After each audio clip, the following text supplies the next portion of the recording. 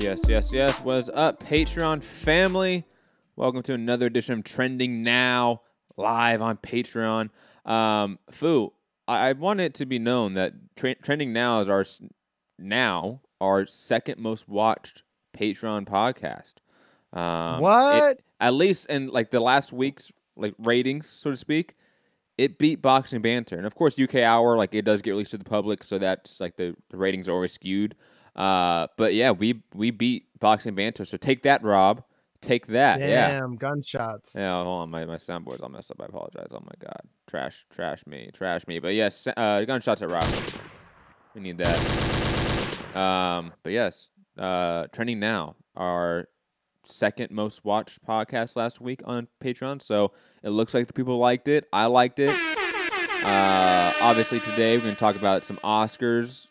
Maybe. I mean, I'll be honest. This is not the podcast for a deep dive on the Oscars. Just forewarning everyone. We're going to talk about this crazy story about this African American who apparently outsmarted the National Socialist Movement, which is one of the biggest neo-Nazi groups in America, and is now the leader of it, and has now pled guilty to the Unite the Right lawsuit. So that's a pretty crazy story. Real-life Black Klansman coming into effect in 2019. Plus, we have some music reviews I want to get to. I know Fugate has listened to some albums I want to talk about, but that's going to be at the end of the show. Some movie trailers that have come out that I am very critical of, that I think Fugate is going to be far more Fugate-like and on the fence about. But it's going to be an interesting show. Well, first up, before all of that, Fu, how are you doing today? How was work this morning? You know, at your regular day job? I'm good, man. I'm good. I've been dealing with a head cold, but I got some hot tea, a little bit of honey in there, some cough drops ready to go. The regular job, man, it's, they don't call it a grind for nothing. That's the truth. So shout out to all the shitty jobs we work to pay for the things that we want to do with our time. Yes. Outside of that job. Absolutely agree. Day jobs are awful. Luckily, like my day job is also like super freelancing, so to speak. So it allows me a ton of time to do this. But God, I fucking hate taking pictures of empty houses. But digressing, let's move on. I think, actually, I don't know where to go for today's show. I mean, obviously the Oscars are like the big thing, right? That happened this last week is the Oscars. I feel like we should talk about that. I don't know. Fu, where do you want to go first? You want to go movie trailers? You want to go Oscars? You want to go with this crazy story about this neo-Nazi group getting overtaken and signing away all their rights? Where do you want to go first, man? Like, I kind of want to go into this story. I haven't read it probably in depth as in depth as you have, but I've gotten far enough to go, holy shit, this is really good. Yeah, it's definitely like one of those where you don't need to go that far into the article. And the Washington Post put out the article. For those that want to find it, Fu, why do you turn off your camera, man? You know that affects. Oh, sorry, bro. I had to sneeze. I didn't want everyone to watch me sneeze. It's Patreon. Come on, just turn away. We don't want to see you playing the guitar in a picture. We don't care. Nobody cares about your country folk style music. But digressing, let's get into this story then. Don't make me get the cowboy hat. We're not getting the cowboy hat out. Let's get to this story from the Washington Post. How a black man outsmarted a neo-Nazi group and became their new leader. Basically, the gist of it is that, let me get the name right exactly, so I at least have that specifics down. James Stern is the black man who is now the leader of the National Socialist Movement, which is a neo-Nazi group that was born from the KKK in the mid-'70s. Their former leader, Jeff Shep, who I remember being on, remember that Vice series with the British comedian that went around to like different hate groups and like different like extremist groups? Remember that? I vaguely remember this series. He had a big beard. He had glasses on. He had a hat. I think he was either mixed race or he was black. And and he went to like KKK groups. He went to like black extremist groups. He went to like I remember this yeah. going down for sure. Well, anyways, Jeff Shep was in that documentary. I remember seeing him. This guy is, I mean, fucking crazy, right? And the gist of it is that James Stern, back in 2011, did this same exact thing with a chapter of the KKK. He was in prison with a grand wizard of the KKK and somehow was able to convince him to grant Stern the lawyer's rights, right of attorney, whatever it is, right? And he basically folded the entire KKK chapter because he was in charge of it. And it just crazy, right? So now, fast forward a decade almost now, right? Jeff Shep, who is now embroiled in the lawsuit for, again, the Unite the Right lawsuit in Charlottesville, the murder of Heather Heyer, right? That was her name, right? Is it Heather Heyer? I believe so. I'll look it up real quick. Thank you for looking that up, guy. That's actually like really important and actually like the one serious part of this story. The rest is far more hilarious. And so Shep is in some lawsuit and wanting to rebrand. Gary saying, can we get a link? Like the link to the story? Yes, I can probably post it in... I'll post it on Patreon, Gary. I'll post it on like the community tab or something. Yeah, it's Heather Heyer. Heather Heyer. But it's Washington Post. It was published today. So just type in on Google neo-Nazi group new leader and something like that, and go to the news part of Google. And I guarantee you this is going to be the first thing that pops up. Guaranteed. Also, like I shared the link on my Twitter account, so Matt Hunter MCR, you can find it there. But anyways, so Shep is now again a decade later. He somehow finds the information about Stern, right? He comes to the knowledge of what happened in 2011, I think is when he like took down a KKK chapter. And he basically like wanted to ask him for help, I guess, at least at first. That's a little bit of the unknown parts, like why he was so keen on wanting to talk to this person. And then through a couple years, it seemed, and just this year, and I think it was January, somehow he convinced Shep to sign over the presidency and basically the ownership of this group to him as an effort to rebrand and stave off the lawsuit for the Unite the Right rally. Now, Stern is going to turn the website into a Holocaust remembrance website. That is fantastic. He is already, I think, in the process of pleading guilty to the Unite the Right rally lawsuit for the National Socialist Movement. So it is just fantastic. Like, this is literally Black Klansmen in real life. And on top of that, it's only like one guy doing it. And he did it twice. Like, that is the crazy part, is that this Nazi realized, hey, this guy took down this KKK chapter. Let's get him to help us. And now he's going to sue Stern for, like, bad business or bad faith or whatever. And it is one of the best stories I've read, not only of this year, but in a very, very long time. Fu, your thoughts on this amazing, amazing work of, I don't even know, just activism, business savvy. I don't know. Go. Thoughts. Like, part of me wonders, did the guy just go, like, maybe it was like one of those things where he's like embarrassed. Guy speaking of who? Stern, or like not Stern, but the Shep. Shep, yeah. Right? So did he like maybe regret some of his decisions and go, this is how I kind of make amends? Is it like... No, because he's suing Stern. Oh, he's suing him. So he's not dead. No, Shep's not dead. Oh, okay. He hands over this shit, and this guy's first move, it says here, first move as president was to address a pending lawsuit. So he goes to a judge and says, yeah, we're guilty. You're going to find us guilty of committing violence at this thing. Yes. Like, I'm just reading this thinking, this is a great movie. Oh, it. Like this is a great We had movie. the movie. It was this year. Yeah, but I mean, this is like true story, good movie. Oh man, It's this is good. fantastic. It is. It is. I really don't have much in depth take on it other than it is amazing. Um, I mean, is it shocking though that this neo-Nazi is that stupid? Well, here's the Like, crazy thing too. right? That's what I'm thinking. Like, how are you this stupid?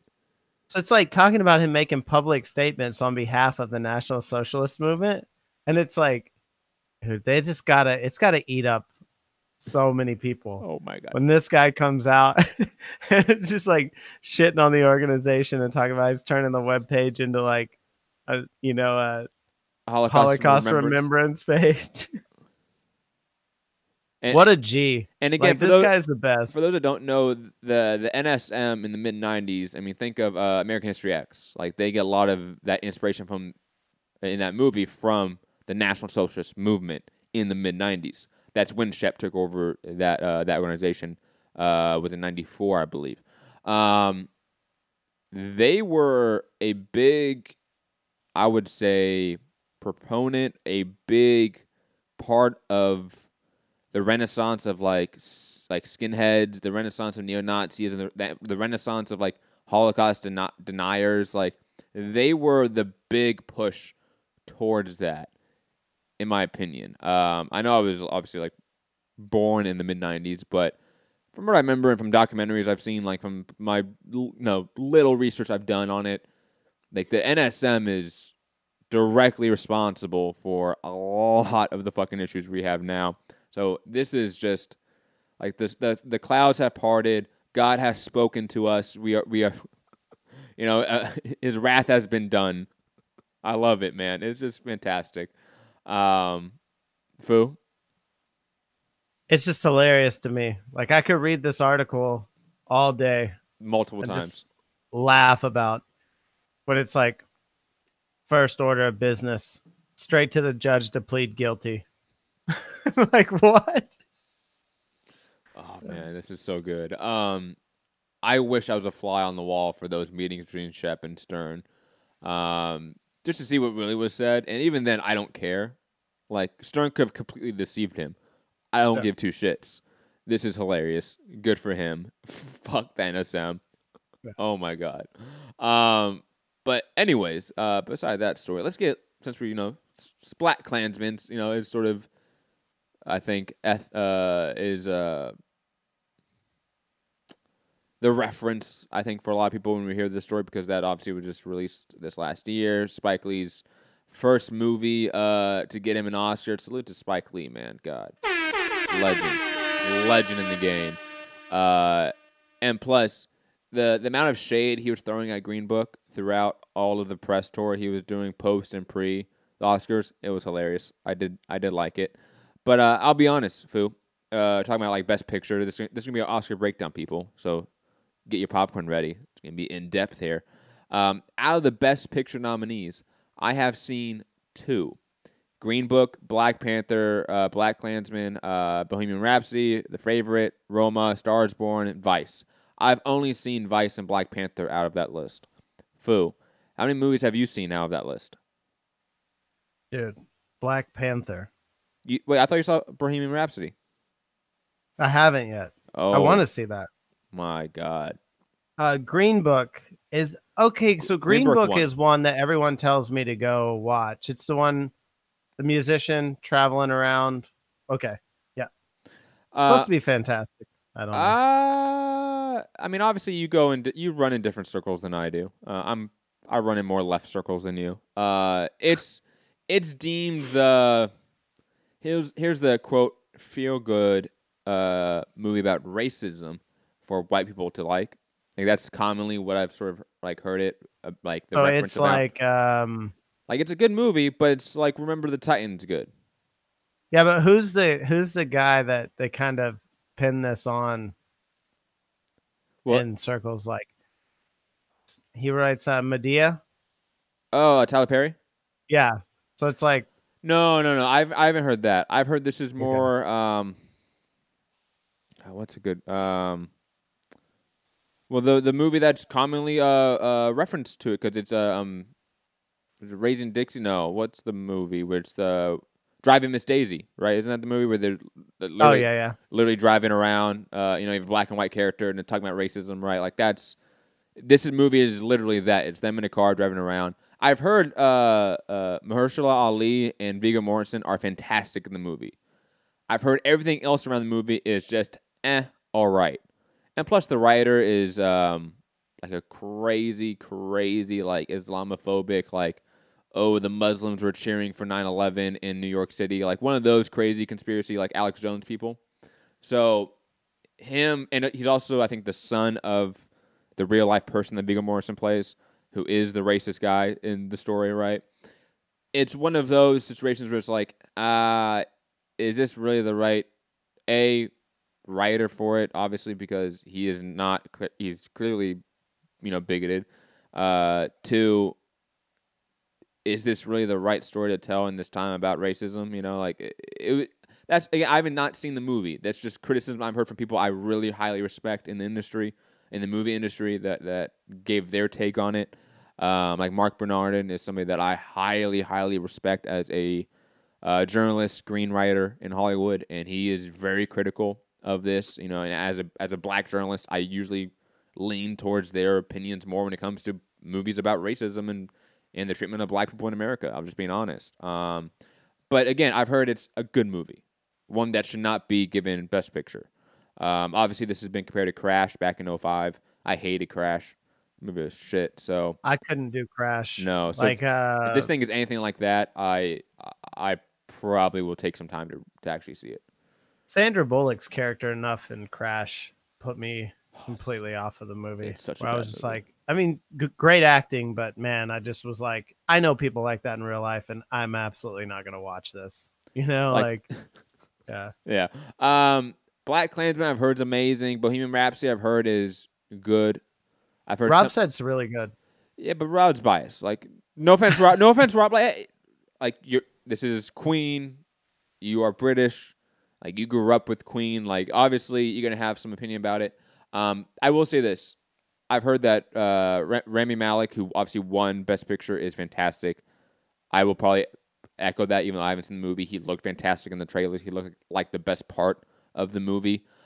It winning Best Editing, though, for in the Oscars is quite interesting because, again, have not seen the movie, so take that for what it is. This is just me giving the bants.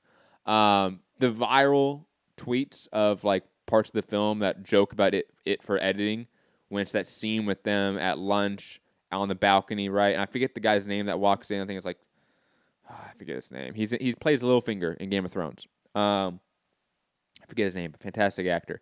When he walks in, it is literally a billion cuts. Like, there is no establishing shot of them at that table altogether.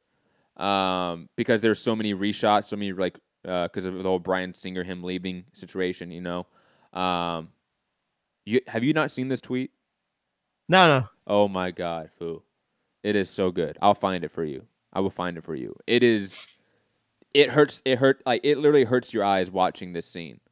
That's how rough it is in editing. But again, heard the movie's good. Have not seen it. The Favorite, I know very little about The Favorite or care very little about The Favorite, so there's that. Roma, I've heard so much about Roma. It's on Netflix. I probably should watch it, but I really struggle with foreign films. I'll be honest. Like, there's a few foreign films like I have forced myself to watch because they're quote unquote like classic gold films. But the Roma, I'm not sort of built in that urge to watch yet. And Star is Born, I've heard that's fantastic. Have not seen it. Vice, I did watch that. That's the other movie I watched on this list. I did not like it at all, and I thought I would love it. It's Christian Bale, Steve Carell, all making fun of Dick Cheney, and Don Rumsfeld. I thought it would be my movie. The tone is weird.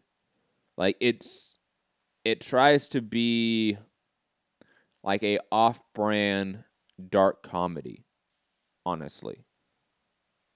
And you don't realize that until like halfway in the movie. Like, oh, this is what the movie is trying to do. It's totally not hitting It's totally not hitting the mark at all. Acting's great. Like Steve Carell is fantastic at this Don Rumsfeld. I thought he was probably the best part of this movie. Christian Bale, I thought he did an all right Dick Cheney. I wasn't too impressed by it, but I was really disappointed in that movie. And Black Panther, that was fantastic. Love Black Panther. I've seen it like 10 times this last week because my son's finally got the nerve to watch it, like the real one, not the Lego, like 30-minute movie. And yeah, he makes me skip to like the last hour of the fight scene just over and over again. And it's like, come on, man. We're done. He tried to watch Infinity War, totally off tangent here. And like the monsters at the end, right, in the big fight scene in Wakanda, nah, too much for him. He's like, nah, I can't. It was too much for Harrison, man, at the very beginning. Like when he was beating up like the Hulk. I skip that part every time. Oh, gotcha. Yeah, I don't let him watch that part. That kind of like that part makes me sad. Like I'm a grown ass man, and I'm like, yo, Loki, come back, man. Like, and like Hulk getting smashed, like that was a rough scene, man. For even grown up ass me. So my 4-year-old son, no, he can't take that. Yeah. No. So I skipped that. Yeah. I just go to Doctor Strange and like Hulk coming in, because then it's like, oh, Hulk and Doctor Strange. It's sunny out. It's nice. Oh, like cool, Spider-Man. Okay, I like Spider-Man. So I just skipped that first like 15 minutes. That's what you have to do. You're so much nicer than me. I'm like, welcome to the real world, buddy. Yo, I also skipped the Gamora part when she dies. Massive spoiler. Massive spoiler for that movie that happened like 2 years ago. No. Last year. Was it last year? Yo, that was April last year. Oh, okay. Man, Black Panther was last year. It's so crazy. It feels so long. That was literally a year ago. A year and a month. But yeah, I skipped the Gamora death scene too. I'm like, he's not gonna know. And then like when it's every time it happens, right? When Star-Lord's getting pissed off at Thanos for Gamora, he's like, Dad, what happens to Gamora? I'm like, I don't know, man. I don't know. Gotta wait till Endgame, I guess. Oh man. You're like the person who says like, oh no, your dog ran away. Yeah, well, one of my dogs died like 2 months ago, right? So, like, trying to tell, trending now has gotten really dark all of a sudden. It's a dark comedy. Trending now is a dark comedy. And that was really tough because I actually like told my kid like, yeah, like dog went to doggy heaven. Like that was sort of the excuse I said, right? That was tough. That was brutal. Like pets dying sucks. Oh my God, it is the worst. My kid still doesn't like fully understand what happened, right? Like every once in a while, like he'll mention the dog. I'm like, oh, like where's she at? I'm like, I don't know, man. You know. I just go away from the conversation as fast as possible. We're over that. We had 2 cats die, but they died when Harrison didn't really like the animals because they didn't really care for him, right? Yes. And so he was like not upset by it. Now he's like very attached to all the animals. And I have 2 cats who literally, I think Robin and I have had since we were maybe 2 years into our relationship, and we've been together like 15 years. So they're old. So any moment. Yeah, I'm like, oh, great. That's a tough convo, man. It's not fun at all. Yeah. I remember being a little kid when like pets die. Like that was the worst day. I remember going to school the next day. Like you just were deep in depression. Actually, I'll be honest. Probably my mom didn't make me go to school the next day if one of our dogs died. Like, oh, you can stay home, watch TV, eat fucking Captain Crunch or whatever I was eating back then. But God. It's not fun. Thank God my kid again is a little bit too young to like fully grasp it. He was like, "It's okay, Dad," and he just was patting my back. I'm like, "I'm fine. Like, you're the one that's supposed to be sad." Yeah. But anyways, unless you have anything else about pets dying. No. That's a fun conversation. We can get out of the dark comedy now. We can. I'll be honest. The only really thing I want to talk about for the Oscars is the best animated picture. This might be my favorite animated movie of all time. Spider-Man Into the Spider-Verse. I've talked about it kind of quite a few times on the show. Not this show, but just like overall in MCR. Like, yo, go watch this movie. I've watched it. I've bought it on YouTube, right? I'm thinking, oh, it's YouTube. I love the replay system. It's easy. It's all right there. It never goes away, right? And plus, like the quality on YouTube for like streaming or whatever, or watching videos is amazing compared to like iTunes movies. In my opinion, I've watched it now at home at least 4 times, and I've gone to the movie theaters at least 3 times to see it. Yeah, 3 times. It is up there, like with golden age Disney films. Like you could throw in Lion King, Aladdin, Hercules with a Spider-Man Into the Spider-Verse, and it contends with all of them, in my opinion. Like I think it. I'm not the biggest fan of like the 60s, 70s cartoon Disney movies like Cinderella, Sleeping Beauty. So I think it blows that out of the water. I think it even probably contends with like a Finding Nemo, like Incredibles 1. Like it's up there with best animated movies of all time. Monsters Inc. Like it is in that rarefied air. Honestly, I was thinking about, because I was listening to a podcast maybe 2 days ago about this. We're just talking about like the Oscars and stuff like that. And one of the guys was like, hey, in any year, Spider-Man Into the Spider-Verse might win. Like any Oscar year. I was like, ooh. I was thinking about that. Like, would that ever happen? Probably not. Like if you throw it in, and if you throw it like with Lion King in what was that, 95, 96, it's probably not winning. But it's number 2. I'm so happy it won. I'm so happy it beat out also Incredibles 2, which has that Pixar Disney machine behind it. If you have not seen this movie, go watch it. Go spend the $12 on YouTube and go buy it. Go show your kids. It is fantastic in every single way. I'll probably get that tonight. I haven't seen it yet. I was waiting to watch it with Harrison, and I wanted to take him to the movies to watch it. But he wanted to go see Wreck-It Ralph instead, because he really liked. My son's like a heathen, dude. He he wants to break shit, and so Wreck-It Ralph's like his style, man.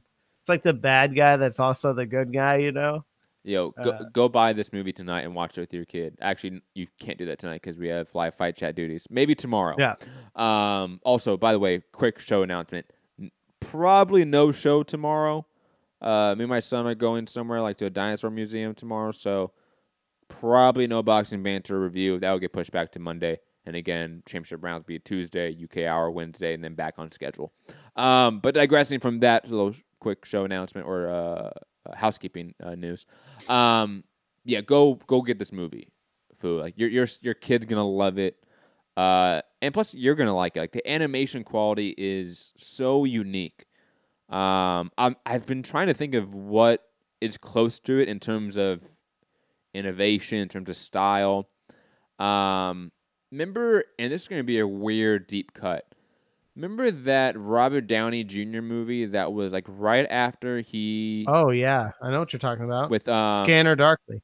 Yeah. No, yeah. Scanner Darkly, wasn't it? Is that the name of it? With not Ed Harris. What's his name? Fuck. Who's the dude from Zombieland? God. Hey, Fu.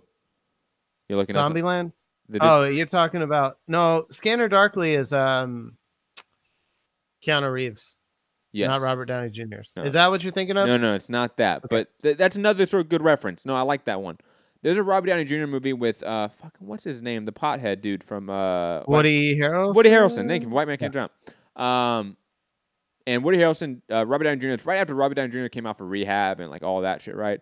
And it's an animated movie, and it's a weird like cops and robbers sort of movie. Like they're on the run and they're criminal. And it's a very odd movie, but it was like, it was like pop art, like pinpoint art. Like you know what I'm talking about? Like it was I forget what the term is in art, where it's like it's all dots, like the art form. Like it is Scanner Darkly. He's in it too, I guess. Oh, it is. Thanks. It's Keanu Reeves, Robert Downey Jr., yes. Woody Harrelson, Winona Ryder. Yeah, but remember that movie? It was like Alex Jones is in this. Is Alex Jones in that movie? He's the street prophet. Oh my God, he is. Yo. Dude, I gotta watch this again. It's been so long since I've seen this. It's a weird movie, right? But remember how like weird the animation was of that, and how like you knew it was. because it was like sort of like a movie. Like they filmed it and then they, I believe they filmed it and then they turned it into like a drawing. Yeah, Right? I forget how they did exactly, but it felt like honestly, if you look back and watch it now, it looks like a comic book movie. Like it looks like a comic book, right? Like that's the vibe you get from that movie in a sense from the animation style. This took that to a whole nother level in terms of animation, in terms of innovation, in terms of style, in terms of really bringing that comic book style animation to life. You're gonna be watching this movie and want to watch it again to see all the little tiny, not Easter eggs, but jokes in the scene. Like they flirt with not sound bubbles. You know what I'm talking about? Like when it's like pow, like bam. You know they flirt with that at times, and it is hilarious. You have to watch this movie. It is not only the best Spider-Man movie of all time. It is, in my opinion, probably the best superhero movie of all time. Like it is one that I like. The rewatch value is off the chart. Go watch it. Anything? Yeah. Sorry, Plus, go. he's my favorite comic book hero. Whoa, Like, Spider-Man's your favorite comic book so hero? I have an order. We can Yeah. get into this Let's go because into this is pretty. This to me is always fun. We can go into this. It goes like this: Silver Surfer, number 1 for me. That is so weird. But he's never been in like any good movies. Who are you? Then it's like the Incredible Hulk, but like okay, no, yeah. Hulk is hard to do a good movie of. And then it's like Spider-Man. And like Spider-Man's like a really weird comic book hero because he's way more powerful than a lot of people ever thought. You know, like for instance, in crossovers, like he's beat Wolverine in a fight before. Yeah. You know, like things like that, right? So I'm gonna totally nerd out right now. No, but okay. Wait till my list. Right. Also, Silver Surfer is as strong as a Hulk, can create black holes. No, Silver Surfer is a super powerful being. Like he is so instrumental in like the Infinity Gauntlet storyline. It's kind of upsetting he's not in it. Like the Fantastic Four aren't in this story arc at all. It's so upsetting because that's because Sony has the rights or something. Or what happened? No, Fox has the rights. Fox has the rights. But now, obviously, Marvel do have the rights again because they just bought all that. That's why X-Men. We're gonna talk about Dark Phoenix in the trailer coming up. That's why X-Men looks like it's gonna get the big nuclear bomb this movie, and everything's reset, and they're gonna bring the mutants into it somehow and recast everything. That's how it looks like it's gonna happen. Maybe you get like a Deadpool continues over because he's just such a gigantic moneymaker. But very few of the Fox names are gonna, or I should say, actors are gonna carry over. But all those names are gonna be, I think, pushed into the Marvel universe in the next 4 years, 5 years. There's a reason why Kevin Feige has said, "Hey, we're not going to tell you guys anything about the schedule until after, not Endgame, Spider-Man: Far From Home." So we don't know anything beyond Spider-Man in July until after July. So that makes me think that they're going to start bringing some of these properties in very quickly, in my opinion, and that they've sort of readapted Endgame as a true sort of not reboot to the series, but sort of a fresh start. But digressing, I'll get sort of my top superheroes very quickly. First one's very cliche, and it's pretty obvious. It's Batman. I mean, I'm a 90s kid, so I grew up on the Tim Burton films, grew up on the animated series, and the 90s Batman animated series is also probably the best animated TV show of all time. Even like the Justice League TV cartoon, like the early 2000s, fantastic. So Batman. Gargoyles is better. Oh, Gargoyles! Oh my god! Remember when they were gonna do a movie? Do you remember that? They were gonna do a live action movie, and they never did it. Just like they were gonna do a Highlander remake with Ryan Reynolds, and that never happened. God damn Hollywood! Such great ideas. Such great ideas. But digressing. Batman's number one. Like, I think that's pretty clear. Plus, like, I was in the age where all Batman content, that was the golden age of Batman content, came out. Think about, like, the Christopher Nolan series. That came out in, what, 2005? That was the first movie of Batman Begins. I was 10 years old. So, I was the prime candidate to get sucked into the Batman lore and the universe and the comics books and everything. Number two, Daredevil. And I am such a Daredevil narc that I love I love the Ben Affleck Daredevil movie. Oh wow, Like that's hard to say. and I love that movie. I think Michael Clark Duncan's Kingpin character is one of the best adaptations of comic book villains ever. Like I will go on the limb and say, when we talk about Heath Ledger and Michael B. Jordan and now obviously who's the guy that played Thanos? God, Josh Brolin. Josh Brolin. Like when we talk about like the great actors that have played villains, we don't talk about Michael Clark Duncan, and we should, because him as Kingpin was amazing. Colin Farrell as God, why is the name escaping me? Bullseye. Bullseye. That was awful. I will fully admit that any day of the week. That was Elektra atrocious. as Jennifer. Hey man, Jennifer Garner was bad back then, man. I don't shit on Elektra. Now the movie Elektra, shit on that daily. That was a steaming hot pile of shit. But Daredevil, especially the director's cut, fantastic.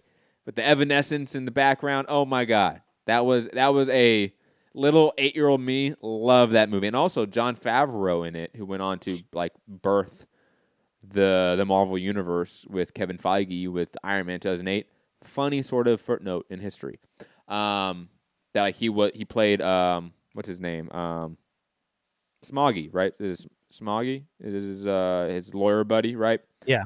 Jon Favreau, who ended up being like one of the linchpins to the Marvel universe, both from a directing, producing, and acting standpoint, starred as a supporting character in Daredevil. Hilarious. So, and number 3, it also should be obvious because again, this is sort of fit a theme here where it's like 10-year-old me, 8-year-old me. I'm watching movies. I'm getting now like brainwashed by this content. Blade. Blade is by far one of the best comic book characters of all time. Oh my god! Not only is the movies some of the best comic book movies ever, especially Blade 2, and I'll also will say this: Blade 3 still a good movie. Blade Trinity with Ryan Reynolds, that is a good movie. Hop off my dick. Blade as a cartoon character in the Spider-Man TV show was also pretty awesome. And we don't talk about that nearly as much as we should as like 90s TV shows, like cartoon shows, but that Spider-Man TV show, Punisher, Blade, fantastic. So those are probably my top 3. Batman, Daredevil, and Blade, all very dark, depressing content, and that's what led me to be a punk rocker in my preteen age. Thank you. Batman was essentially ruined by a friend of mine who is like a professor and a socialist. Oh, I know this. Yeah. Yeah. She just like shredded Batman, and I was like, oh. Batman's a multi-billionaire, trillionaire that is beating up poor people because of his insecurities. Yeah. She went way deeper than that about like societal implications of like, you know, wealth and power and all that. And I was like, oh, damn, Batman kind of sucks. Nah, let be fun. Let be fun. But it's like Superman, terrible. I'm not a Superman fan. Yeah, me neither. And I will say this: they really have never done a good Superman movie. Like, not since like way back. I mean, even those were like not fun. Not fun when you go back and watch them now. They're so campy, and like there's like the effects are so outdated now.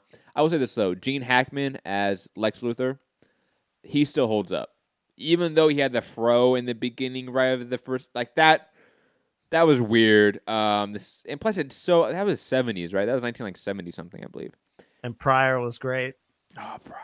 But that movie just looks and feels so 1970s that it is like almost like in a time capsule, or like it doesn't translate nowadays in a way. And plus, I think again, Man of Steel was awful. The whole Kevin Costner death scene, that is still like one of the like biggest like what the fuck am I watching moves ever. God, I hate that don't movie. think I remember that. I've seen Man of Steel, but I'm not recalling. Remember the tornado? Costner. Oh yeah. Okay. And you know, Henry Cavill, who I decently like as an actor, though he's not the greatest. which makes me very concerned for the Witcher TV series on Netflix. But digressing from that point, he's like reaching out with his hand, like, no, no, help, please, help me, help. Or no, he's saying like, let me help you, right? And like Kevin Costner's like, no, no, and like the effects on it are just like surely done, or shotly done, and plus like Zack Snyder.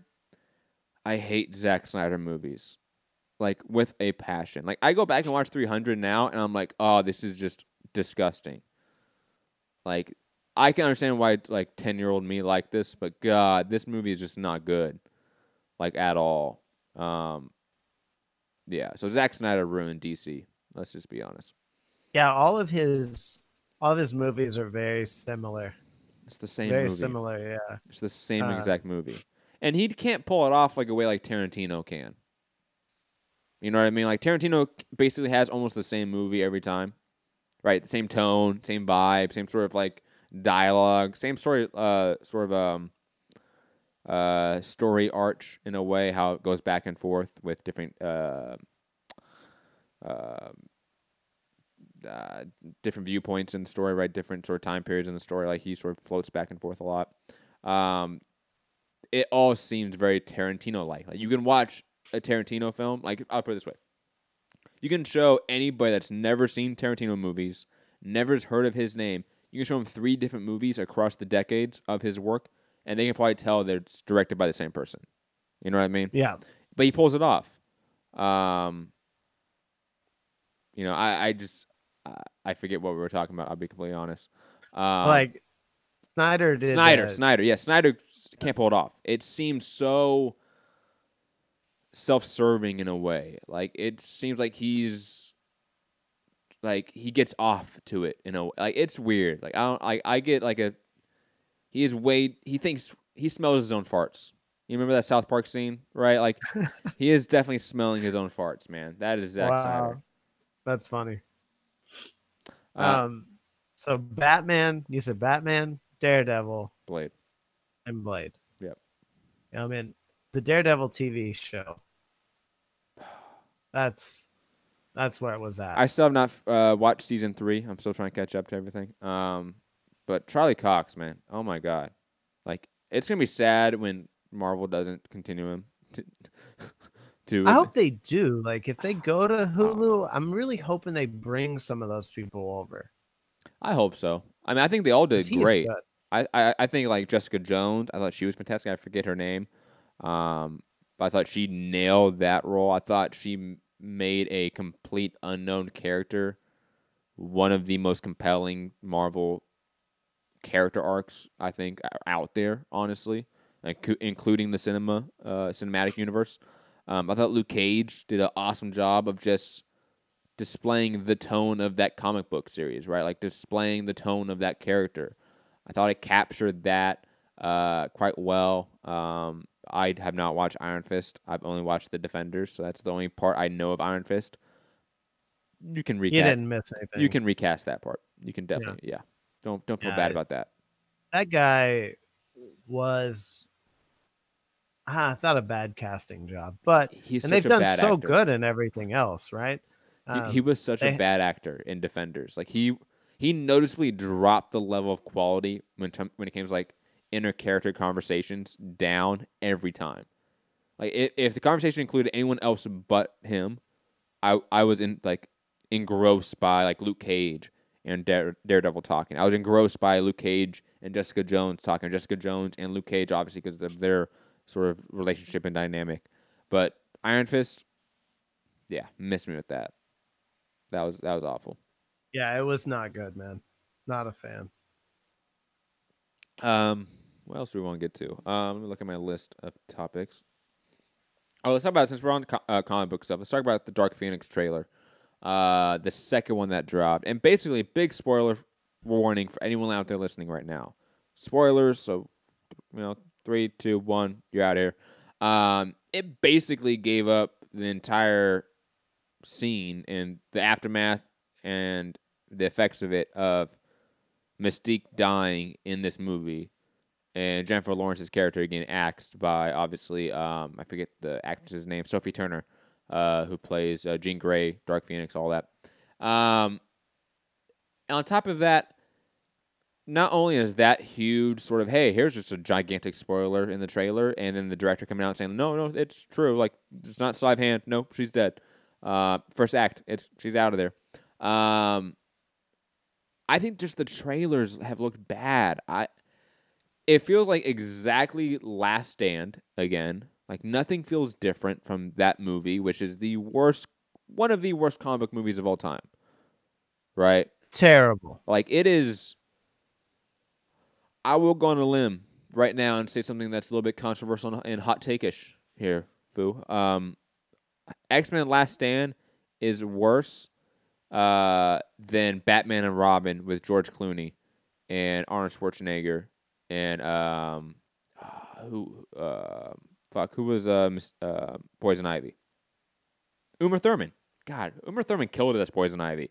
She saved that movie. But digressing, yeah, that movie is better than X-Men Last Stand. Wait, Schwarzenegger didn't save that movie? Wasn't he Mr. Freeze? No, he did not. He did not save that. Tommy Lee Jones was Two-Face. No, that's Batman Forever with Val Kilmer. Batman Forever With Val Kilmer as Batman. Though that was all right. What's his name? Chris O'Donnell as Robin. He was in both movies. They just recast the Batman. Anyways, nipples on bat suits. Not the greatest move, but digressing from that. I'm really concerned about this Dark Phoenix movie. Like, Apocalypse wasn't good in my opinion. It missed the mark in a lot of ways. Wasn't as bad as I think as a lot of people say in terms of Apocalypse, but Dark Phoenix does look bad. Like, it does not look entertaining to me at all. And them giving out this huge spoiler in their second trailer just makes a little sense to me. Fu, your thoughts on potentially the last X-Men movie of this series and of the Fox era? Well, Beast is one of my favorite X-Men characters. Facts. And he's got some badass parts in this movie. So I think that'll make it enough for me to enjoy it. It looks like he's got some cool fight scenes in this movie. Plus, I like the guy they cast for Beast in this. Oh, what's his name? Outside of that, though... Great actor. Yeah. Outside of that, man, like, what's up with the throwback X-Men outfit? They're in the 80s. It's an 80s film. Oh, the 80s? Okay. Yeah. Cyclops rocking. No, wait, hold on. Sorry. This one's in the 90s. This is a 90s era movie. He's in the full blue with the yellow X, like Cyclops outfit. Yep.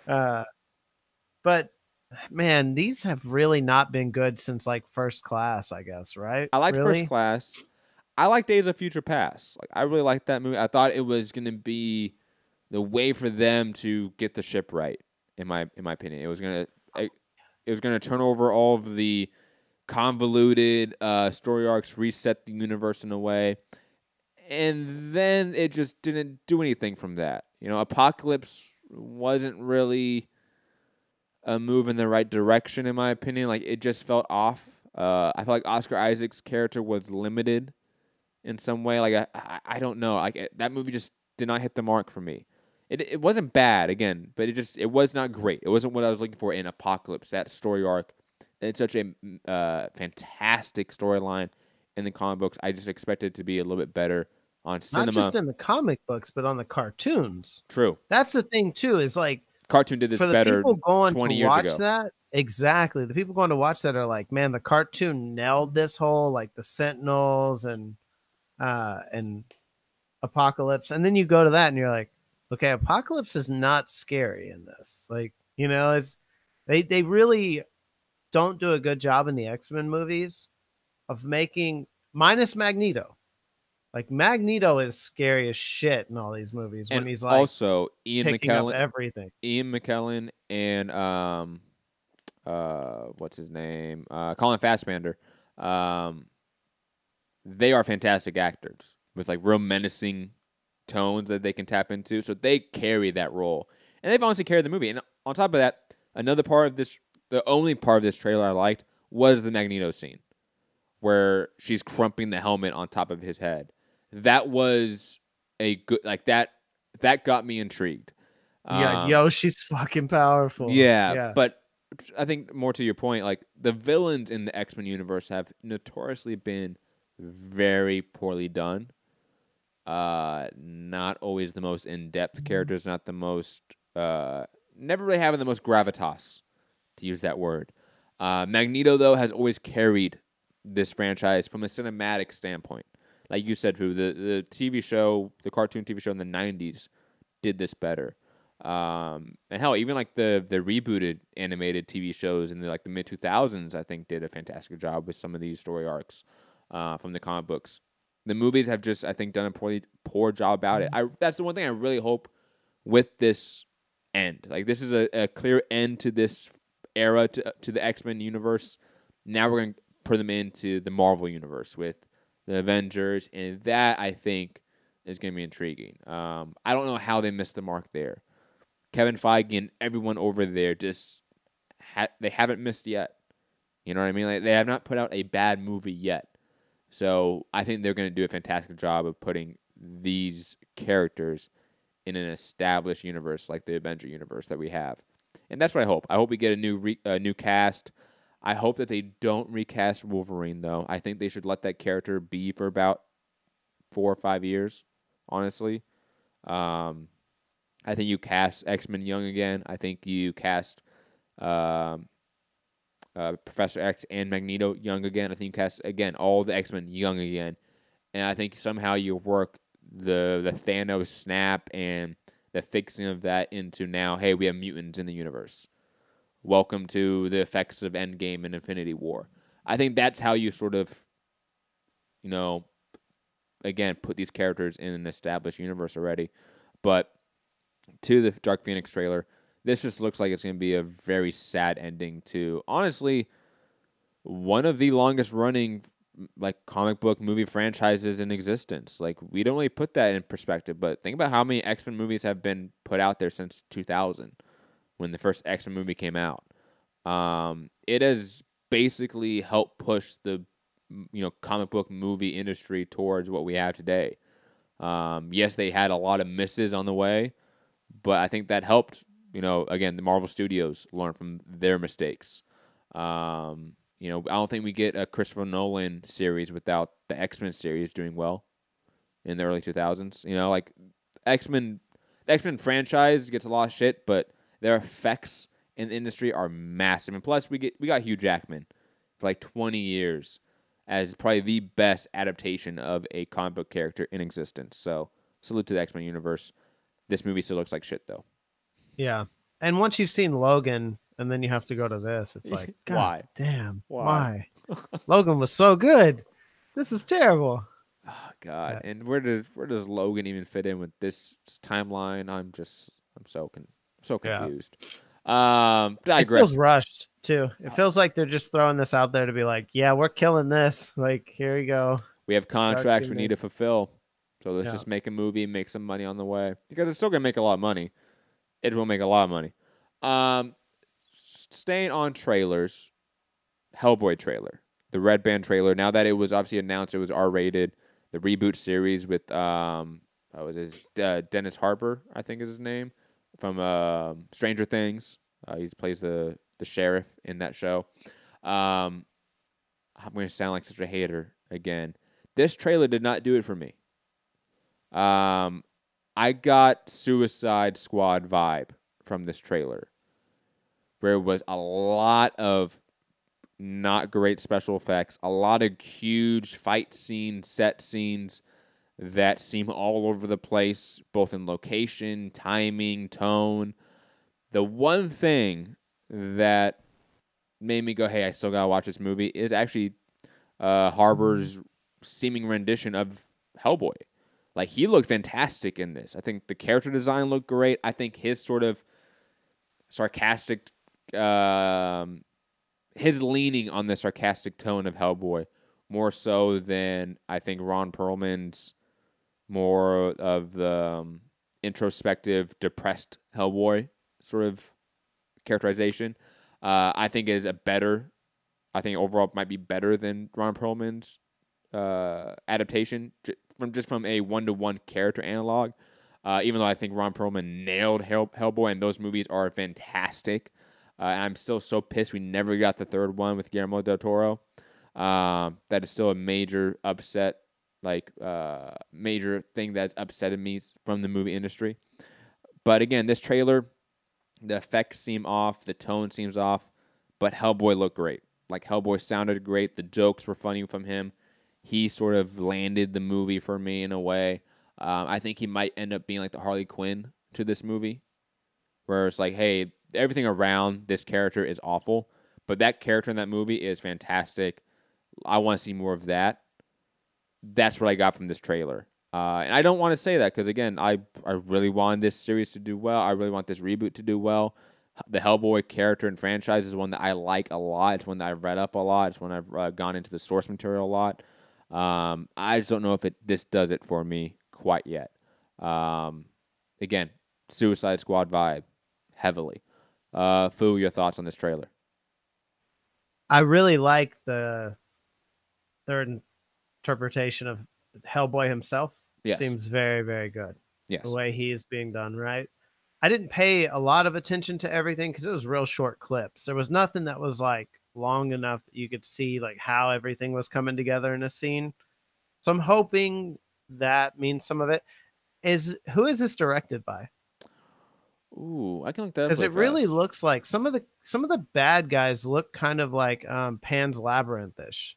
Well, it's not Guillermo del Toro, obviously, Okay. because he stepped away from the project a long time ago. Gotcha. But I think obviously because Guillermo del Toro's depiction of Hellboy in the first two movies with Ron Perlman, I think have such a cult following, they leaned heavy on those sort of stylings. Gotcha. As a way also maybe to appease the fans, keep some sort of continuity in a way to where we as fans can still say, hey, look, this still looks like Hellboy, right? These still look like Hellboy villains.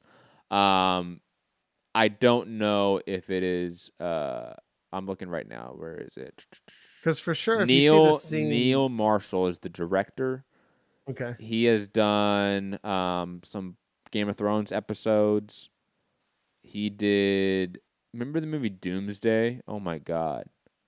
It was that like post-apocalyptic UK movie where it's like above like Hadrian's Wall is the infected and they have to get back. Remember that movie? I briefly remember that. And The Centurion with Michael Fassbender, which was on Netflix forever and was a good B movie. That's not a good sign, in my opinion. No, but there's a scene where the kind of after the funny scene where he's talking to the girl and he's like, "We can't be together because you're a Capricorn, crazy bitch." Yeah. Oh, I'm a Capricorn. I'm a Capricorn. You're a crazy bitch. Yeah, Then there's the monster comes out of the ground, and then there's one flying above the water, and it looks like the thing at the dinner table during Pan's Labyrinth. Mm-hmm. No, it does, and that's, I think, again, they're leaning a lot on Guillermo del Toro's adaptation in the first film series because, I mean, those movies are still watchable today. Yeah, like even the sequel, like The Golden Army, like that is still a really fun movie that you can just pop in on Netflix, watch, and be entertained by. And plus, Ron Perlman killed it as Hellboy. Plus, it's Ron Perlman. I mean, he's woke. Shout out to Ron Perlman. Yeah, Ron Perlman's awesome. Yeah, he's awesome on Twitter. One last trailer talk we're going to talk about, The Irishman, which will be a Netflix movie, but distributed in movie theaters as well in an effort to get Oscar nominations, is the Martin Scorsese directed film starring Robert De Niro, Al Pacino, Joe Pesci, and Harvey Keitel. Yes, all those names in a movie together with Martin Scorsese. Now, I will say this. I will go on a limb here, and I'm going to be very controversial in this take. I am usually not the biggest fan of when De Niro and Al Pacino are in movies together. I think often they have done movies that have not been the greatest, like Righteous Kill. That was such a bad movie with 50 Cent. Oh, my God. And I will even go on a bigger limb. I think Heat by Michael Mann is an overrated movie. Oh, damn, yes. You're killing me. Yes, I said it.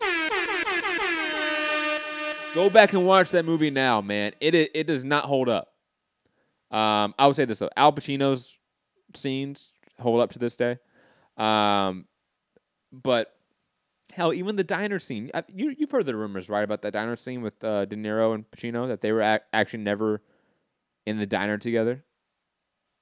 Dude, I never looked that close into stuff. I don't want to. I don't want to like. It's like the Wizard of Oz. I don't want to pull back the veil. Don't look at the man behind the veil. I Yo, want to keep go back and watch that some scene. of it. Go back and watch that scene. Okay.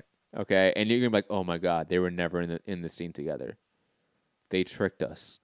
And think about like that movie. They're only in the movie for literally one scene together, and they weren't even in the scene together allegedly. But anyways, De Niro, Pacino, when they're in movies together, often aren't the greatest movies, in my opinion. Them separate, fantastic. And I mean that in particular when they have had movies and they talk to each other. Because like Godfather Part 2, even though it's the best Godfather, and they're both in it, they're never interacting with each other. They're playing different storylines, different timelines in their family's history. It's not the same comparison as they are playing off of each other in a scene together with a scene that's been written for them. Righteous Kill is our best example, and that was atrocious. God, that still upsets me to this day when I went to see that in theaters. I was like, oh my God, De Niro, Al Pacino, hell, 50 Cent's in it. I'm so excited. And it was the worst cop movie ever in existence. Hopefully, Irishman is fantastic. You have, again, Scorsese, De Niro, Pacino, and Joe Pesci. God.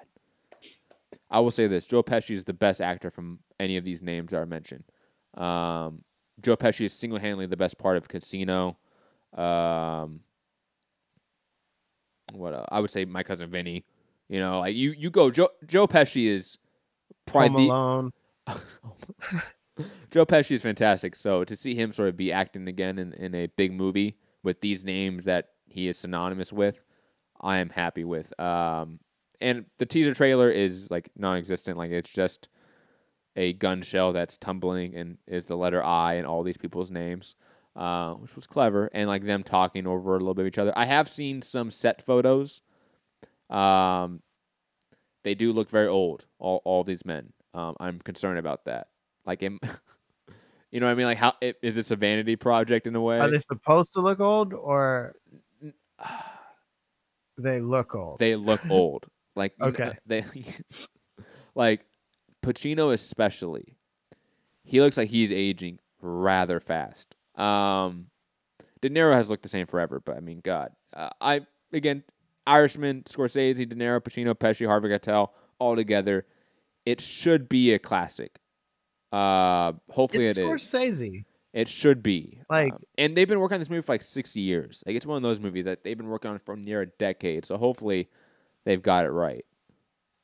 Yeah, I mean, I'm a huge Scorsese fan, so like everyone is. You know, I mean, Gangs of New York is still a fantastic movie. Like, that's like one of his lesser known movies, but that's still a classic in a way. I watch that one all the time. Classic. Like, dude, the first scene where like the little camera goes in on the eyeball with the American Eagle, and he like puts his knife on. That's a great movie. The Departed, great movie. You know, Scorsese's always going to do a really good film. Like, so I don't think there's anything to worry about. I totally get it because I think both of those guys are great actors. But I'm trying to think, like, Sin of a Woman, Pacino was good in it, but the younger guy is better. Like the guy who played Robin, Chris O'Donnell. Yeah, so good in it, right? That's a good movie, though. I will say that's a good movie, right? That's a really good movie. But it's not led by Pacino. But like it's almost like Pacino acting off of other people the whole time versus like him leading the scenes, right? True, but I will say this: that monologue he has when they're at the sort of hearing at the school, that is one of the best monologues in cinema history. When he's telling them all off and telling them like, you know, they're nothing, they're you know, they don't have an ounce of class compared to this guy next to him.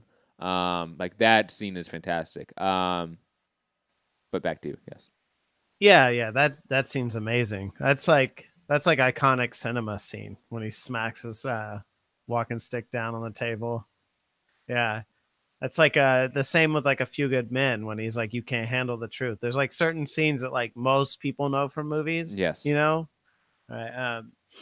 But I think this will be great. I love Scorsese films. Like it's good that we'll have like a film with all these guys in it together Like, especially because again, like for yeah like obviously like De Niro and Pacino, De Niro and Pesci have done so many movies together. Like, it's good to see them back at it together in a way. Like, I can't remember the last time they've done a movie together, but think about it. They became iconic together in a big way. Like, Casino is still probably one of the most iconic, uh, uh, or even like Goodfellas, like one of the most iconic like gangster movies of all time. Like, you can make a good argument like Goodfellas is more iconic than Godfather nowadays. You could legitimately make that argument, and I won't argue against it. Like, I would be like, okay, yeah. I mean, I do see Goodfellas memes a lot more than Godfather memes. They like yeah the staying power of Goodfellas is still here in society and in the public zeitgeist. That's Pesci and De Niro like doing great work together. Plus, what's his name? God, that main guy in Goodfellas. What's his name? oh man Ah, God, that is why is that escaping my mind? I love how half the show is just us going like, oh, who's that guy? Let's look it up really fast. Um, I'm shit at remembering actors' I names. am so Like I can bad. see their face like anytime and be like, oh, I love that actor, but I'm looking up right now. who is that? Dun, dun, dun, dun, dun, dun. Oh, I know who this is. But I'm Uh, not gonna be able to recall his name. I'm, come on, Wikipedia, get up here. Ray Liotta. Thank you, There we go. thank you, Fu. Great producing over there. Ray Liotta. Just had to go to Wikipedia. Like, it's not that hard. Oh, I Um, pulled up Goodfellas, but then I just got like all the shit about when it came out, what awards it won. No, oh, no cast breakdown. there was a movie that came out. Okay, this is a deep cut for Ray Liotta movies here. Okay, have you ever seen the movie Heartbreakers with Ray Liotta? Let me give the cast list here. Okay, um, Sigourney Weaver, Jennifer Love Hewitt. Back when Jennifer Love Hewitt was a thing, Jason Lee, Gene Hackman. Have you ever Sarah Silverman, Zach Galifianakis? Oh my Hold on, God, I gotta look this Zach up. Galifianakis in 2001 before he was anything. Have you ever seen this movie? No, well, let me hold on. I might just not know it by name. Let me look.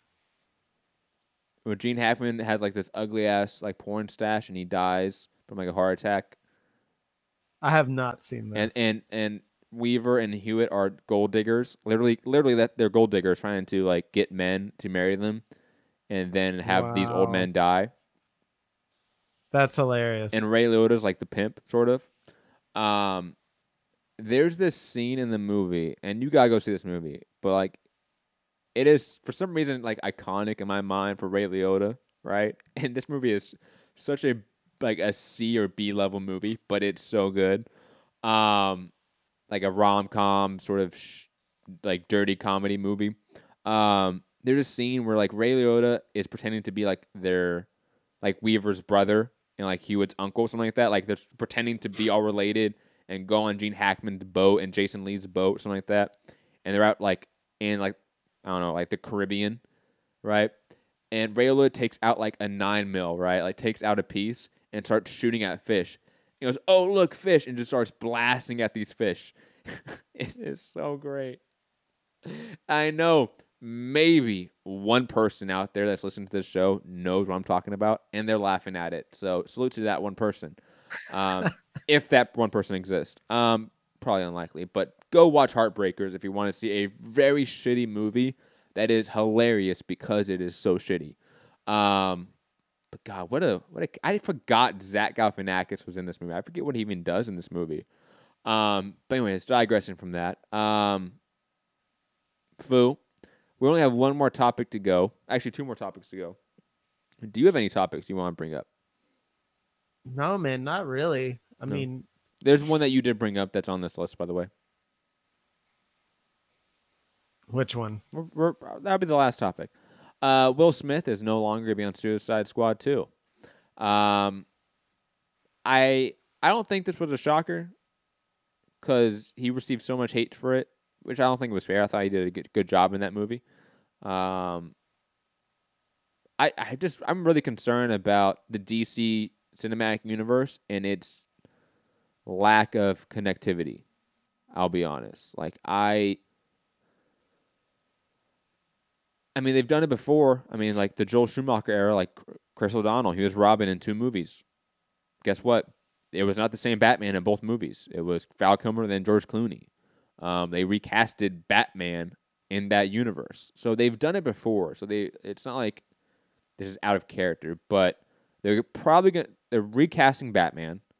We know that. That's 100% certain. Henry Cavill was supposed to be recasted, but now he's back on allegedly. And Man of Steel 2 is just now being pushed back. So God knows what's happening with Superman. Ezra Miller's Flash is now gone.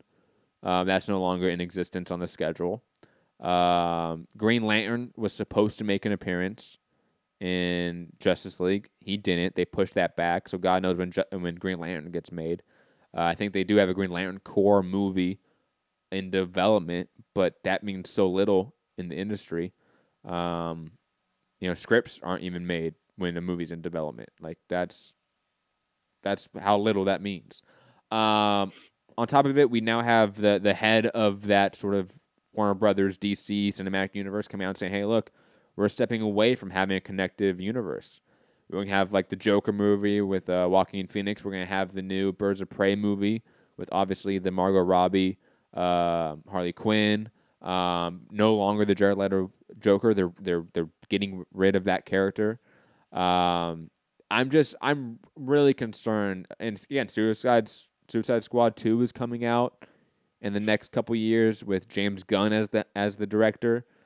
I have no idea what's happening with the DC universe, and it feels like such a sad, sad predicament we're in as comic book fans, that this universe, which I love, like I cherish the DC universe. And I'll be honest, before the Marvel Cinematic Universe, DC was always king in everything. They had the better TV shows, they had the better comic book series, they had the better characters, they had the better rogues gallery. They were always in charge and in the lead, in my opinion. That has completely flipped in 180, and now they just can't seem to get the right foot on track. God knows if they catch fire with one of these movies and they just say, hey, look, now this is going to be the branching off point to a cinematic universe. We have Wonder Woman coming out, I think, this year, but God knows what that's going to be connected to. That movie's going back, I think, in the 80s, so it's not going to delve with anything that happened in Justice League or Batman versus Superman. It's going to be before that even happened, so they don't have to deal with it. Fu, as a nerd and comic book fan yourself, are you as concerned as I am with the DC cinematic universe or the lack thereof? And how do you think that they should go about their business? Should they be something different than the cinematic universe where everything's connected? Should they be less connected? Is this a better path going forward? We have these individual movies, these individual characters and story arcs, or is that a big misstep and misread of the industry? So I don't think DC has to do it the same as Marvel or be the same as Marvel. But what they do have to do is make movies that people have fun watching and that have, I mean, if you watch Suicide Squad, I mean, I don't really know what was going on there. Like, it's just like, it's hey, these are some cool villains that kind of get turned into like begrudging bad guys. I mean, good guys, And it's like, okay, kind of a cool plot. How's it going to work out? And then it just kind of goes nowhere, And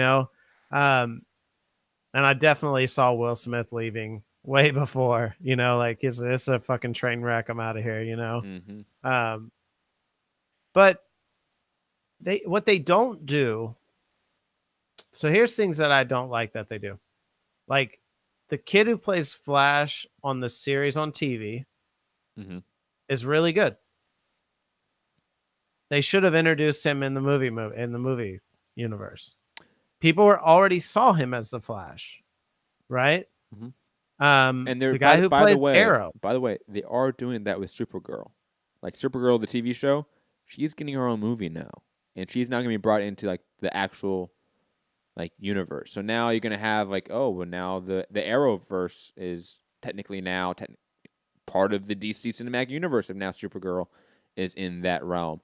But yeah, I mean, they're doing it. They did it with her. I mean, they should have done it 2 years ago with him because, like you said, he was already known as the Flash.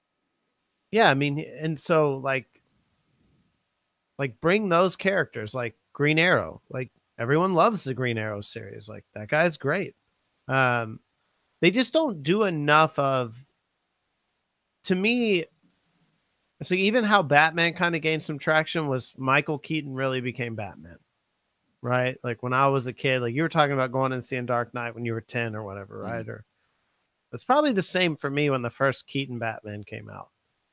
I was probably right around 10 years old, 10 or 11. I don't know the exact year that came out, but I think it was like 89. Yeah, I remember seeing it in the movie. So I'd have been 9 years old. My uncle took me to see it, and I was like, dude, Batman's badass, because it's just cool. And Nicholson was a great Great Joker. Joker. So, but what they haven't done now is, like you said, the consistency from the characters. Like, there's nothing to grab onto and be like, oh, I love this guy who plays this character. Like, is Momoa going to stay as Aquaman? Yes. Is Gadot Gal Gadot going to stay as Wonder Woman? Those two will, because they're because big money that's makers. really all they've got, right? Well, I mean, obviously, since the Aquaman movie is so successful in the box office, they made over $1 billion. They've already greenlit 2 sequels. Yeah. One's going to be a straight Aquaman sequel, and one's going to be a spin-off that's either called The Trenches or is just about the trenches. So remember that scene where all the monsters in the deep dark, Mariana's Trench. They're going to do a movie specifically about that somehow. I cannot wait for that. But I mean, it's like the whole they are doing with their entire universe with what maybe the Marvel universe is doing with the X-Men property. Like they're just going, oh well, you know what? There's a lot of bullshit here. So let's trim the fat. We're going to take Deadpool, maybe a couple other things, and that's about it. And a couple other people. And then we're going to create a new universe out of it. Instead of creating a new universe out of it, they're just saying, oh, we're just going to take those good parts you like and just have that and not really build anything around it. And I just don't know in this climate if that works. Like, if this was the mid-2000s, it would work. It would absolutely work. But I don't know if we're there anymore. I think people are looking for a connective storyline through these movies. Movies are getting to the point where they are more and more like a TV show, where it's more and more episodic in nature. That is just the evolution of where I think cinema is going, especially with these big properties, these big franchises. Is that how do you not make it connective? The trick is just to do it well, to do it properly. Like the Universal Dark Universe with the monster movies, right? With the Mummy that came out, Tom Cruise, and that was supposed to span off of new Dracula, new werewolf, new Dr. Jekyll and Mr. Hyde. Like, it's supposed to span off all of these, the Invisible Man.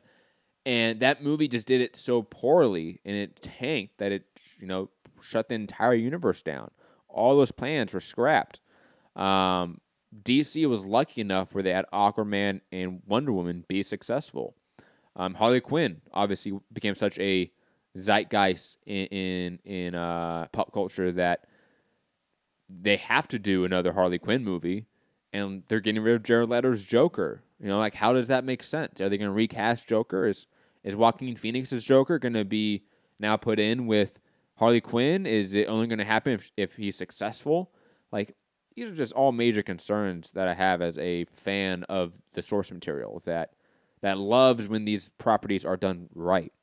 Not to mention, you can't do Harley Quinn without the Joker. Like, you could. But it just doesn't make sense. She really wasn't Harley Quinn without the Joker. Like, she's a side character. Like, and yeah, but like even, and it might not all be canon, but even when like she kind of started, maybe like, it's just, to me, it's really weird because she really was already kind of crazy, obviously, right? But the Joker kind of coaxed her into being Harley Quinn.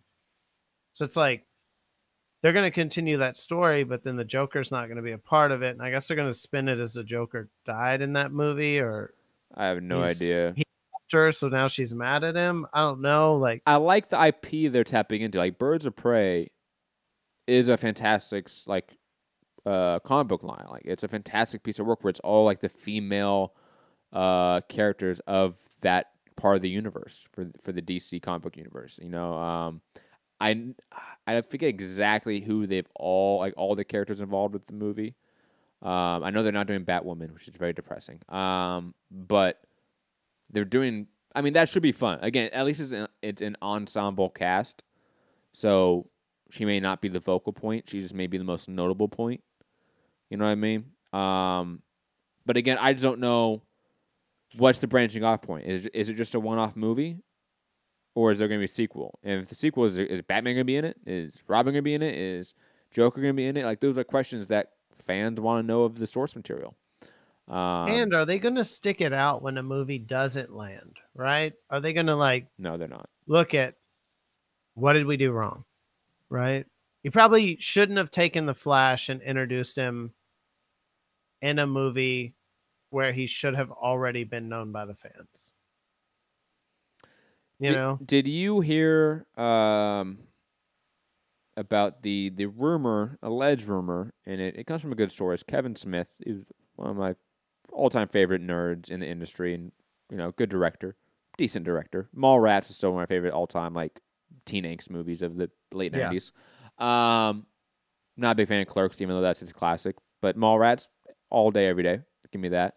Also, Dogma, fantastic movie. But digressing from that point, Kevin Smith came out on his show, his podcast with Mark Bernardin, maybe a month or two ago, and said, "Hey, look, I have talked with somebody that was heavily involved with the DC universe, and basically, before Zack Snyder got the boot, and before all the reshoots and re-edits of Justice League, the trilogy planned was you have Batman versus Superman, right? You have Justice League, but Justice League was going to be a lot different. You would still have the same sort of element there. Darkseid's there. He's the big bad villain in a sense for that movie, but that scene in the trailer. Remember the trailer for Justice League where Alfred's at the car and he turns around and it was like, "Oh, you're here." That was Green Lantern. And like they were deep in basically in not development, but deep in the casting part of that. They have not casted Green Lantern yet, but that was the plan. Was whoever was Green Lantern, who they were planning on casting, was there. They had green lights. They had everything planned to make it look like Green Lantern to get that shot for the trailer. But that never happened, obviously. And the end of Justice League was supposed to have Darkseid losing, right, and that rift in the portal, parallel universes, whatever. And they would have seen through the wormhole, whatever, was the DC universe's version of Apocalypse, obviously, and that character. And that was going to set up the third movie. And actually, basically, the end of Justice League that we know, and that was going to be the second movie in the trilogy, was going to end bad. They were going to lose. They weren't going to win. Darkseid was kind of going to win. Apocalypse was going to come. And remember the vision that Batman had of like the post-apocalyptic Earth with like all the demons and it was like all sandy, right? That whole vision of that scene was going to be the third movie. And the third movie is going to be this very dark, post-apocalyptic, the Justice League versus Apocalypse, Darkseid, and all of the, I forget the exact name of all of those characters. Not the Eternals. No, that's Marvel. What are they called? Not Elementals. Digressing. And that was the Zack Snyder vision of the trilogy for the Justice League. And we're going to have the Green Lantern Corps come in for the third movie. They were going to sort of save the day. Your thoughts on the Zack Snyder trilogy, if we had ever gotten it? And do you think we should have? That sounds fun. That sounds like a fun I movie series, you know? I hate Zack Snyder, but that thought I like. And plus, And I thought they were going to cast the guy who plays Diggs on Green Arrow on the TV show. He was rumored to be the guy they were going to cast as Hal Jordan. really, Yeah. I didn't hear. I don't remember that rumor. Yeah, let me see real quick. I know who you're I want talking to say, about. He just seems yeah. too big for the role. He's literally like he's too massive. Like he's a big dude. Yeah, but oh, I'm sorry. Not Hal Jordan. John Stewart. What's the John Stewart, Yeah, the John black Stewart. John Stewart. Green Lantern. Yeah, I understood you, even though you said Hal Jordan. I knew what you meant. my bad. My bad. I went instantly to the early 2000s cartoon. Don't worry. I mean it would have been cool. I still think the whole Green Lantern not happening in Justice League was a big misstep. I think he is such a pivotal character to that franchise. I think to put Cyborg over Green Lantern as a priority was just a huge misstep, in my opinion. But digressing from that, last topic of the day, then we're going to head over and get ready, obviously, for the fights coming up today, UFC 235, all that stuff.